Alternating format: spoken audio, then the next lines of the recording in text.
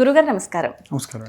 గురుగారు, తొలి ఏకాదశి అస్సలు ఇంకా మనకి పండగలన్నీ కూడా మొదలయ్యేది తొలి ఏకాదశి రోజు నుంచే. సో తొలి ఏకాదశి రోజున స్వామివారి ఆరాధన ఏ విధంగా చేయాలి, సో ఏ విధంగా చేసుకుంటే స్వామివారి ప్రసన్నం కలుగుతుంది అంటారు? మొదటగా శ్రీమాత్రే నమః, శ్రీ గురుభ్యో నమః. తొలి ఏకాదశిని శయన ఏకాదశి అని అంటారు. ఈ మామూలుగా కూడా ఇప్పటి నుండి ఈ తొలి ఏకాదశి నుండి ప్రారంభించి సంవత్సరం అంతా ఎవరైనా ఏకాదశి రోజున దీక్షగా ఉపవాసం ఉంటే మంచిది. ఓకే, తొలి ఏకాదశి రోజున మొదలు పెట్టొచ్చు. వాస్తవంగా ఏకాదశి, దశి అని అంటే దశం అంటే 10, ఏకం అని అంటే ఒకటి, ఈ రెండు కలిపితే ఏకాదశి 11. అవును.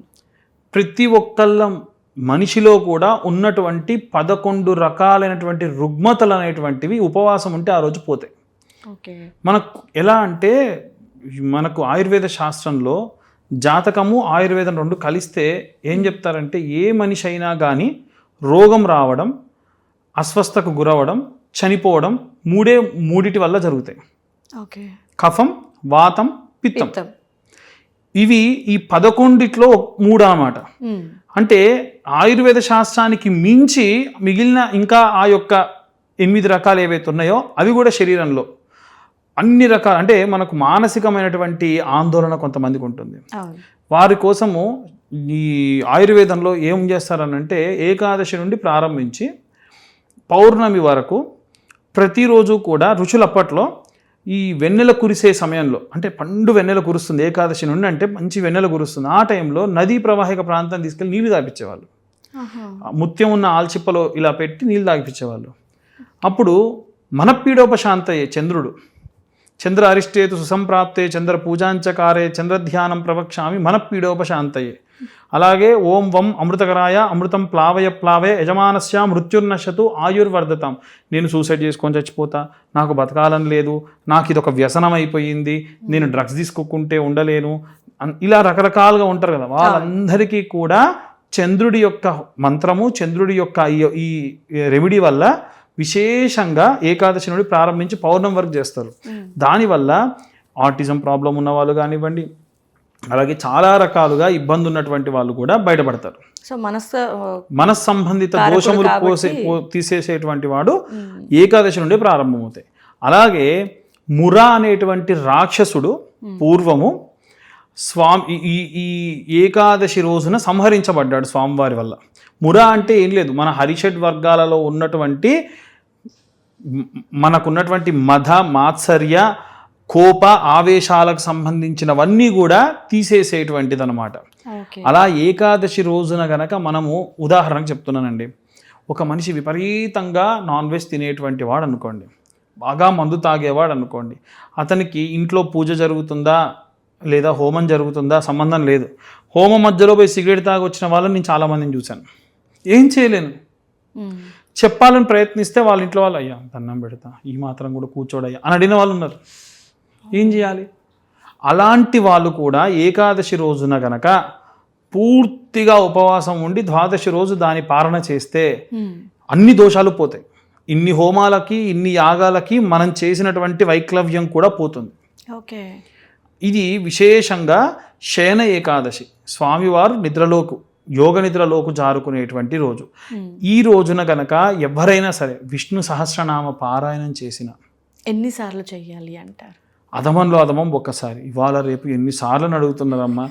నిన్ననే పాపం మన శృంగేరి పీఠాధిపతి జగద్గురువులు విధుశేఖరేంద్ర భారతీ స్వామివారు చెప్తున్నారు, నిజంగా అతనికి ఒకరు మెయిల్ పెట్టారు, స్వామివారికే పెట్టాడు డైరెక్ట్గా, సార్ నాకు రోజుకు ½ an hour కూడా టైం సరిపోవట్లేదు పూజ కోసం అంటున్నాడు. ఏం చెప్తాం, రోజుకు అరగంట సేపు కూడా వాళ్ళకి టైం లేదట. ఆయన ఏమన్నారు తెలుసా స్వామివారు, అయ్యా నీకు అరగంట కాదు 10 నిమిషాలు, నువ్వు బ్రాహ్మడిపై ఉంటే సంధ్యావందనం చేసుకోవడానికి 15 నిమిషాలు చాలు, అంతకంటే ఎక్కువ చేసినా ఓవర్ యాక్షన్ చేసినట్టే. ఆయనే అన్నారు ఇలాగే, అంటే ఎంత అవసరమో అంత చేసుకుంటే చాలు. అది కాదు, అనుష్ఠానం చేసుకోవడానికి ఓం నమ శివాయ చదువుకో, లేదు శ్రీమాత్రే నమః చదువుకో, ఓం నమో వాసుదేవాయ నమః చదువుకో, లేదు ఇలాంటి ఏకాదశి రోజు విష్ణు సహస్రనామం ఒక్కసారి చెయ్యి, 20 నిమిషాలు మించి కాదు. అది కూడా కాదా, మనం ప్రయాణం చేస్తూ ఉన్నాం, ఆఫీస్కి అయితే పోవాలి, ఇట్లా ఇక్కడ స్విచ్ నొక్కగా మేము పోయి ఆఫీస్లో పడంగా లేదు. ఈ మెట్రోలోనో దేంట్లో పెట్టి దిక్కుమాల రీల్ ఇట్టా అనుకుంటే రీల్స్ చూడకుండా విష్ణు సహస్రనామం పెట్టుకో. వీలైతే నీకు సీట్ దొరికితే మెట్రోలో కాలకున్న షూస్ తీసేసి ప్రశాంతంగా ఇయర్ ఫోన్స్ పెట్టుకో, దిక్కుమాల విష్ణు సహస్రనామం వినుకుంటూ వీలైతే 1కి 2 సార్లు 3 సార్లు 4 సార్లు ఆ రోజు నుంచి ప్రారంభించు. రోజు ఒకసారి వినడం. ఆటోమేటికల్గా దాంట్లో ఎన్ని రకాల మంత్రాలు ఉంటాయంటమ్మా. రుద్ర నమ్మక చమకంలో కానీ విష్ణు సహస్రనామంలో కానీ మనం చదువుతూ ఉంటే మన శరీరంలో ఉన్న వేల నాడులు కదలిక జరిగి మనకు ఆరా పెరుగుతుంది. ఆరా అంటారు ఏంటండి అని చాలామంది అంటారు. ఆరా ఈజ్ నథింగ్ బట్ మన శరీరం మీద మనకు తెలియని ఒక లేయర్ ఏర్పడుతుంది. ఇలా అంటే మనం కళ్ళు మూసుకొని ఉన్నా ఇలా అనగానే ఎవరు వచ్చారని లేస్తాం మనం ఆటోమేటికల్గా. అంటే మన ఆరా ఏం చేస్తుంది అంటే నీ ఒంటికి దెబ్బ తగలక ముందే చెప్తుంది. ఇప్పుడు కొంతమంది నేను ప్రదక్షిణాలు చేస్తున్నా దేవాలయంలో, అక్కడ ఏదో భోజనాలకు సంబంధించి అన్ని టేబుల్స్ వేయడానికి ఉండి వాడు ఎంత ఇట్లా పెట్టుకొని వస్తున్నాడు. వాడికి నేను కనిపించలేదు, వాడు ఎలా వస్తున్నాడు, నేను ఇలా వస్తున్నా. నాకెందుకో కళ్ళు మూసుకున్నా ఇలా అన్నా, నాకెందుకో తెలిసింది ఏదో వస్తుందని. నాకు కరెక్ట్ ఇక్కడి నుంచి వెళ్ళిపోయింది. ఎలా జరిగింది అంటే భగవంతుడి ధ్యానంలో ఉన్న కాబట్టి ఎక్కువ ఉంది. ఇంకప్పుడు ఆయన కళ్ళు మూసుకొని ప్రశాంతంగా కార్నర్స్ రాగానే తెరుస్తున్నా, చూస్తున్నా, ఎవ్వరు లేరు జనాలు, స్వామివారిది హనుమాన్ చాలీసా వస్తుంది, దేవాలయం చేసుకుంటూ వెళ్ళిపోతున్నా. ఎట్లా జరిగింది ఇది? సో ఆరా అనేది అట్లా పెరుగుతుంది. నువ్వు నిత్యం విష్ణు సహస్రనామ పారాయణం చేసుకుంటూ వెళ్ళు. శాంతాకారం భుజగశయనం పద్మనాభం సురేశం విశ్వాకారం గగన సదృశం మేఘవర్ణం శుభాంగం, ఇలా స్వామివారు ఎన్నో ఉంటాయి. ఇంకా అందులో చదువుతూ ఉంటే మనకి ఏమైపోతుంది అంటే, ఎక్కడికన్నా వెళ్ళాము, దూరంగా ఎక్కడికో వెళ్ళాము, వాస్తవంగా ఆ ప్రయాణంలో మీకు ఏదో వైక్లవ్యం, ఇబ్బంది, దుర్దశ అది నీకు బాగాలేదు అనుకోండి, మీకు తెలియకుండా పోతూ స్వామివారిని చూశారు దేవాలయం, శాంతాకారం భుజం మొదలు పెట్టారు అనుకోండి, ఆ జరిగే యాక్సిడెంట్ గుండెల్లోకి దిగేది గీరుకుంటూ పోతుంది. చాలా పెద్దగా అయితే చిన్న. ఎందుకు? నువ్వు సాక్షాత్ భగవంతుడి దేవాలయం చూడని స్వామిని చూసినట్టు ఫీల్ అయ్యి ఆయన మంత్రం చదువుతున్నావు. సో ఆయన కాక ఎవడు కాపాడుతాడు నిన్ను? ఖచ్చితంగా ఆయనే. కాబట్టి ఏకాదశి రోజున ఇవి మనం ప్రారంభించాలి. ఇంకా వీలైతే ఏకాదశి రోజున కర్పూరం దానం చేయాలి దేవాలయంలో, నెయ్యి దానం చేయండి హోమానికి. ఎవరైనా సరే గురువులు ఎవరైనా ఉంటే వాళ్ళకు గొడుగులు ఇవ్వండి, ఆ రోజున కొత్త బట్టలు ఇవ్వండి. ఎందుకయ్యా అనంటే వర్షాకాలం దేవాలయాల్లోకి ఏదో ఒక ఋషో లేకుంటే ముని లేకుంటే ఏ బాబానో ఏ సాధువో వస్తాడు. వర్షం పడ్డప్పుడు ఆయన ఏ మలమూత్ర విసర్జనకో ఎటో పోవాల్సి వస్తుంది. అయ్యా ఈ గొడుగు తీసుకోండి, నిన్ననే ఒక పిల్లవాడు తెచ్చిచ్చాడు అంటే నువ్విచ్చిన గొడుగు ఎవరికి సహాయం అవుతుంది? ఒక అనుష్ఠానం చేసేటువంటి వాడికి సహాయం అవుతుంది. ఆటోమేటికల్గా అది నీకు ఈ ప్రకారంగా హెల్ప్ అవుతుంది. గొడుగు అంటేనే అర్థము నిన్ను ఎండ నుంచి, వాన నుండి, ప్రతికూల పరిస్థితుల నుండి కాపాడేది. మీ జాతకంలో ఉన్న ప్రతికూల పరిస్థితులు ఆయన వాడడం వల్ల కాపాడబడతాయి. మన ధర్మంలో చేసేటువంటి ప్రతీదీ కూడా ఒకదానికి అనుసంధానమయ్యే ఉంటుంది. ఇప్పుడు నెయ్యి ఇచ్చారు, హోమాలు జరుగుతాయి. హోమంలో ఏ పూర్ణాహుతికో తక్కువ కాగానే అరే అక్కడ ఇందాక పిల్లవాడు ఇచ్చాడ్రా, 1/4 kg నెయ్యి అయినా పర్వాలేదు, మంచిది బాగుంది, అది పూర్ణాహుతికి పాయస పాత్రలో వేయడానికి తెద్దామన్నారు అనుకోండి, భగవంతుడికి డైరెక్ట్గా మనం మీరు ఎక్కడ నైవేద్యం పెట్టినా సగం పంతులు తీసుకుంటాడు, సగం వచ్చిన వాళ్ళు తీసుకుంటారు. హోమంలో వేసింది ఎవరు తీసుకుంటారు? ఆ పాయస పాత్ర నెయ్యితో సహా సంపూర్ణంగా దేవుడికి వెళ్తుంది.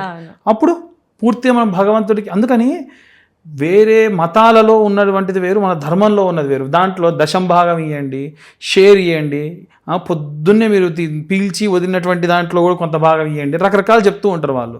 మీకున్న సంతానంలో ఇవ్వండి అంట మొన్నవాడు అంటున్నాడు. దశంభాగము పిల్లల్ని ఒక భాగం ఇవ్వాలంట. మన ధర్మం ఎప్పుడు ఏం చెప్పింది? నువ్వు అనుభవించు, నీ ధర్మం కోసం ఖర్చు పెట్టు, దానం చెయ్యి. ఇది ఏది కూడా ప్రత్యక్షంగా చెయ్యి, పరోక్షంగా నువ్వు ప్రత్యక్షంగా పరోక్షంగా ఏ విధంగా చేసినా అది నీ వృద్ధతికి కారణం అవుతుంది. ఖచ్చితంగా. కాబట్టి ఆ విధంగా చేసుకుంటే సరిపోతుంది. సో గురుగారు, మరి మనకి తొలి ఏకాదశి ఇదే ఆషాఢ మాసంలో జరుపుకుంటున్నాం కాబట్టి మరి భార్యాభర్తలు కొత్తగా వివాహం అయినటువంటి వాళ్ళు ఖచ్చితంగా మనకు మొదటగా వచ్చేటువంటి పూజా క్రతువుల్లో పాల్గొనటం మానవాయితీ ప్రతి చోట, ఎక్కడైనా దేవాలయాలకు సంబంధించి. మరి ఈ తొలి ఏకాదశి రోజున అక్కడ అమ్మాయి ఇక్కడ అబ్బాయి ఉంటారు. సో మరి ఎలా? అలాగే చేయాలి. ఆ అమ్మాయి పుట్టింట్లోనే చేయాలి, ఈ అబ్బాయి ఈయన పుట్టింట్లోనే చేయాలి. ఏకాదశి అంటేనే బ్రహ్మచర్యం పాటించడం, ప్రశాంతంగా కలిసి గుడికి కూడా వెళ్ళకూడదు. గుడికి వెళ్ళొచ్చు, దగ్గరలో ఉంటే రోజు కూడా కలుసుకోవచ్చు. అది వేరు. వీళ్ళ మోటో ఇంటెన్షన్ ఏంటో నేను ముందే చెప్పాను. ఆషాఢ మాసంలో వాళ్ళకు పిల్లలు కలగడం అనేటువంటిది ఆ తర్వాత 10 నెలలకు ఇబ్బంది అవుద్ది కాబట్టి అండ్ పనులన్నిటినీ కూడా ఆపి, అంటే ఇంట్లో కూడా కొన్ని పనులు ఉంటాయి, తల్లికి సహాయం చేయడం, తండ్రికి సహాయం చేయడం అనే పనులు ఉంటాయి. అవన్నీ పక్కకు పెట్టి కొత్తగా వచ్చినట్టు భార్య కొంగు పట్టుకొని తిరిగితే ఎట్టా అనే ఉద్దేశంతో వాళ్ళు పెట్టిన రీజన్ తప్ప ఇంకోటి లేదు. ఓకే గురుగారు. సో అయితే చాలా మందికి వచ్చేటువంటి సందేహం ఏంటంటే, సో తొలి ఏకాదశి కాబట్టి ఉపవాస దీక్ష చేస్తారు. మరి ఉపవాసం అని అంటే చాలామంది నేను చూసినంత వరకు డే అంతా స్నానం చేయకుండా ఉండి ఈవినింగ్ స్నానం అంటే ఉపవాసంతో ఉండి స్నానం చేసి ఇంకా గుడికి వెళ్తారు కొంతమంది వర్షన్. కొంతమంది ఏంటి జస్ట్ ఇంట్లో ఉదయాన్నే లేచి స్నానం చేసుకొని కనీసం తీర్థ ప్రసాదాలు తీసుకోరు, లేదంటే టెంపుల్కి వెళ్ళినప్పుడు టెంపుల్లో ఏదైనా ప్రసాదం ఇస్తారు ఎవరైనా సరే. సో ఆ తీర్థం తీసుకోవాలన్నా కూడా నేను ఉపవాసం ఉన్నాను కదా, సో తీసుకోకూడదేమో అంటే ఇలాంటివి ఉంటాయి. అండ్ కొంతమంది క్లిక్ అయ్యేది ఏంటంటే ప్రసాదం ఎవరిచ్చినా తీసుకోవాలి, ఎందుకంటే ప్రసాద తిరస్కరణ దోషం ఉంటుంది అనే ఆలోచన ఉన్నటువంటి వాళ్ళకి ఒక వర్షన్. సో ఇలా చాలా వేరియేషన్స్లో చాలా వర్షన్స్లో క్వశ్చన్స్ గురువుగారు. ఒకటి, ఏకాదశి ఉపవాసం చేస్తే సాయంత్రం వరకు దేవాలయానికి వెళ్ళకూడదు. మార్నింగ్ నుంచి పొద్దున్నే ఇంట్లో పూజ చేసుకొని నామ సంకీర్తనలు ఏమైనా ఉంటే చేసుకోవచ్చు. ఇంకోటి, అసలు ఉపవాసం అనే దాని యొక్క అర్థమే మారిపోయింది. వాళ్ళు రేపు పచ్చి గంగ కూడా ముట్టుకోనండి నేను, కడుపులో ఆత్మారాముడు ఘోషిస్తుంటాడు, అరే ఆకలి అవుతుంది, రోజు తినేవాడివి ఇవాళ ఏమీ లేదు. ఎవరు చెప్పారు పచ్చి గంగ కూడా ముట్టుకోకుండా కఠినంగా చేయమని చెప్పి? అసలు ఉపవాసం అంటే అర్థం ఏంటి? అనంటే చాలా ఎక్కువ మొత్తంలో స్వీకరించి దేవుడికి దగ్గరగా ఉండడం. ఉపవాస దీక్ష చేస్తుంటేది వెబ్ సిరీస్లు చూస్తున్నారు, ఉపవాస దీక్ష చేస్తారు, సీరియల్ చూస్తారు. ఏం లాభము? ఉపవాస దీక్ష అంటేనే దేవుడి కోసం మనం టైం కేటాయించాలి, దేవుడికి దగ్గరగా ఉండాలి. ఈ మధ్య క్రైమ్ థ్రిల్లర్స్ అంటే ఏమైపోయిందనంటే దేవుడి గురించి తెలుసుకునేటువంటి ప్లాట్ఫామ్స్ కూడా ఉంటే కూడా మనకు దానికంటే కూడా వెబ్ సిరీస్లు, దాంట్లో ఓటీటీ ప్లాట్ఫామ్లు ఎన్ని ఉంటే అన్ని రకాలు. సాయంత్రం వరకు ఏమనంటే నేను ఉపవాసం చేస్తున్నా, ఎవరు నన్ను డిస్టర్బ్ చేయొద్దు, నేను ఏం దీక్ష, దిక్కుమాలే దీక్ష, ఆ ఓటీటీలు చూసుకుంటూ. కాబట్టి ఉపవాసం అంటే చాలా తక్కువ మొత్తంలో తీసుకోవాలి ఖచ్చితంగా. అంటే పాలు లేదు, ఇంత మంచినీళ్ళు, భగవంతుడి దగ్గర పెట్టినటువంటి తులసి వేసినటువంటి నీరు తీసుకుంటే కొంచెం మెటబాలిజం అనేటువంటిది కంట్రోల్లో ఉంటుంది. భగవంతుడి నామస్మరణ జపం చేసుకోవడము, ఇంకేదైనా సరే మనం స్వామికి ఆ రోజు ఉడకబెట్టిన పదార్థమే పెట్టరు అసలు.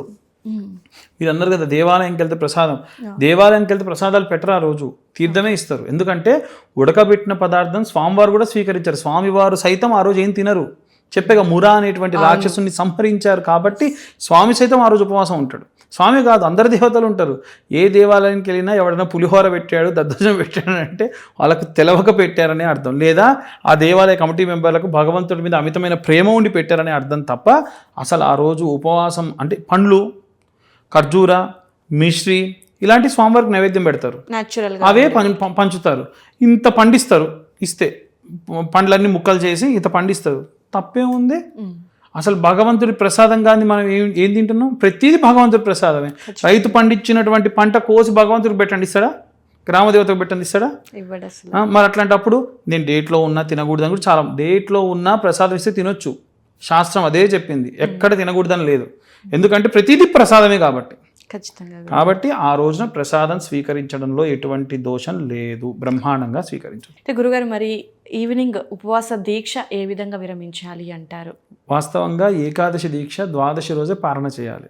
ఏకాదశి ద్వాదశి రోజు అంటే ఏకాదశి రోజు పూర్తిగా ఉపవాసం ఉండి ద్వాదశి రోజు దాన్ని పారణ చేయడం అని అంటారు. అంటే స్వామివారికి సంబంధించిన ఏదైనా నామం లేకుంటే స్వామివారికి సంబంధించిన మంత్రం చదివి నీళ్లు తీసుకొని అర్ఘ్యం విడిచిపెట్టి సంధ్యావందనం చేసుకునే విధులు సంధ్యావందనాలు చేసుకొని తర్వాత స్వామివారికి ఇంత ఏదైనా వండిన పదార్థం నైవేద్యం పెట్టి ఆ పదార్థాన్ని మొట్టమొదటి స్వీకరించి తర్వాతకి భోజనంలో లేకుండా అదే పదార్థం భోజనంలో ఒక ముద్ద పెట్టుకొని తర్వాతకి దాన్ని ఈ ఉపవాస దీక్ష విరమణ చేస్తారు. అంతే తప్ప చాలామంది ఈవినింగ్ వరకు చేయొచ్చు, మళ్ళీ ఈవినింగ్ ఫుల్గా మనం భోజనం చేయొచ్చు. అయితే కొంతవరకు ఆబ్జెక్షన్ ఏంటంటే కొన్ని సాంప్రదాయాల ప్రకారంగా మనం ఆ రోజు ఉప్పు తినకూడదు ఏకాదశి రోజు. అలాగే ఏకాదశి రోజు మనం కారం తినకూడదు, అన్నం తినకూడదు. ఇవి లేకుండా నూనె కూడా వాడకూడదు. ఓకే. ఇవి లేకుండా ఏదైనా సరే తినండి. ఏం తింటారు? అన్నానికి రీప్లేస్మెంట్గా సగ్గు బియ్యం అంటారు. సో సగ్గు బియ్యం అనేటువంటిది దుంపకూర, అది ధాన్యంలా కనిపిస్తుంది కానీ అది అన్నం కాదు. సో అది తినొచ్చు. అది నానబెట్టుకొని పల్లీలు లాంటివి ఉంటాయి కదా, శనగలు ఉంటాయి, శనగ విత్తనాలు అంటారు కదా, పల్లీలు, వాటిని వేయించి పొడి చేసి మిరియాలు వేస్తారు అందులోనే. కారం బదులు మిరియాలు వాడుకోవచ్చు. ఉప్పు బదులు సైంధవ లవణం వాడాలి, ఉప్పు వాడకూడదు. అంటే మనకి ఇక్కడ ఉప్పు వేరు, సైంధవ లవణం. అంతేగా, ఒకటి బ్రహ్మదేవుడు తయారు చేసింది, ఒకటి విశ్వామిత్రుడు తయారు చేసింది. మనమంతా వాడేది విశ్వామిత్రుడు తయారు చేసిందే వాడుతున్నాం. దానికి ఎపిసోడే చేయొచ్చు.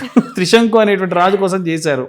కాబట్టి అలా మిరియాలు, కారంకి బదులు మిరియాలు, సైంధవ లవణము, అలాగే సగ్గు బియ్యము, పల్లీలు, అలాగే ఏదైనా క్యారెట్ లాంటి, ఆలగడ్డ లాంటివి అందులో వేసి నెయ్యిలోనే వేయాలి. అది కూడా నూనెలో చేయకూడదు. నెయ్యి, ఆవు నెయ్యి లేదా గేదె నెయ్యిలో వేసి, గేదె నెయ్యి కంటే ఆవు నెయ్యి శ్రేష్టం, వేసుకొని దాంట్లో చేసేసుకొని ఇది నానబెట్టిన సగ్గుబియ్యం వేసి వాటిని తింటారు. దానికి దోషం లేదు. ఉపవాస విరమణ అక్కడితో అవుతుంది. మరుసటి రోజు భోజనం చేయాలి. మరి నైట్ జాగరణ చేయాలి అంటారా? ఖచ్చితం ఏం లేదండి. జాగరణ చేసేవారు పూర్వం. ఇవాళ రేపు పొద్దున్న లేచి మళ్ళా కాళ్ళకి చక్రాలు కట్టుకొని పోవాలమ్మా, ఎక్కడ కుదురుతుంది. కాబట్టి అయితే గురుగారు, ఉపవాసం అనగానే ఎంతవరకు ఉండగలుగుతారు అంతవరకు ఉండి, తాహతకు మించింది ఇంకా నా వల్ల అవ్వట్లేదు అనుకున్నప్పుడు ఏదైనా తీసుకోవచ్చు. ఎంత కఠినంగా ఉన్నా సరే ఒక మూమెంట్ వచ్చేసరికి, నీరసం వచ్చేసరికి టీ కాఫీ లాంటివి చాలా కామన్. సో మరి టీ కాఫీలు తీసుకోవచ్చా? కాకపోతే టీ కాఫీల కంటే పాలు తీసుకోవడం మంచిది. అది కూడా ఆవు పాలు. ఆవు పాలు, పటిక బెల్లము, లేకుంటే అతి మధురం అని దొరుకుతుంది. అతి మధురం చాలా కొంచెం, మీరు ఇంత తీసుకుంటే ఒక స్పూన్ చక్కెర తీసుకున్నట్టు. అసలు ఏకాదశి దీక్ష కారణమే మన శరీరంలో ఉన్న రుగ్మతులు పోవడానికి కదా.